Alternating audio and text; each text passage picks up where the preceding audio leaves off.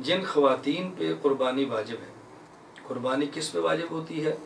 جس کے پاس آج کے اس 2016 میں پاکستانی روپے کے مطابق 39,000 روپیہ یہ چاندی کا نصاب بنتا ہے، یا تقریباً 3 لاکھ اور غالباً کو 23-24 ہزار کے لگ بھگ یہ سونے کا نصاب بنتا ہے۔ تو اصل تو یہ ہے کہ آدمی حالت کو دیکھ کے چاندی کے نصاب کے میں سے اپنی قربانی دے، کیا فرق پڑتا ہے؟ پورا سال اللہ کا رزق دیا ہوا کھاتے ہیں، اور سال میں ایک بار ہم نے 39,000 میں سے 9,000 کا حصہ نکالنا ہے، یہ کوئی مشکل بھی نہیں ہے، کوئی بوجھ بھی نہیں ہے کہ آدمی سال میں ایک بار 9,000 اللہ کے نام پہ نکال دے، کوئی بوجھ نہیں ہے۔ لیکن اگر سونے کا نصاب دیکھتے ہوئے قربانی دینا چاہیں تب بھی حرج نہیں، گنجائش دونوں کی موجود ہے، لیکن بہتر یہی ہے کہ آدمی چاندی کے نصاب سے زکوٰۃ نکالے اور عبد اور غلام ہونے کا مظاہرہ کرے۔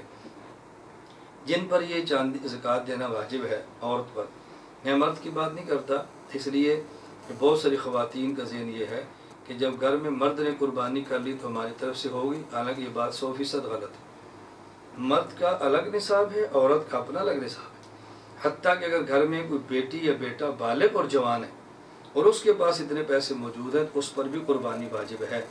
یہ میں اس لیے کہتا ہوں، ہمارے ہاں بعض بیٹیاں ہیں کہ جن کے پاس زیور ہوتا ہے، شادی نہیں ہوتی لیکن ماں باپ نے ان کو انگوٹھی، یہ کوئی نہ کوئی چین ایسا دیا ہوتا ہے کہ جس کے ذریعے اس بیٹی پر قربانی واجب ہوتی ہے، اور قربانی وہ نہیں دیتی۔ قربانی کرنی چاہیے، جس کے پاس 39,000 روپیہ موجود ہے وہ قربانی کرے۔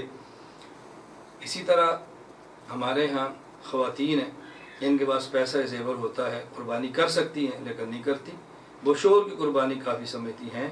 اچھی طرح مسئلہ ذہن نشین فرما دیں، شوہر پر قربانی الگ واجب ہے، بیٹا بالغ ہو، نصاب کا مالک ہو، قربانی الگ واجب ہے، بیٹی بالغ ہو، نصاب کی مالک ہو، قربانی الگ واجب ہے، بیوی نصاب کی مالک ہو اور بیوی پر قربانی الگ واجب ہے۔ اس کا بہت زیادہ اہتمام کریں، تو جس پر قربانی واجب ہے وہ قربانی ادا کرے۔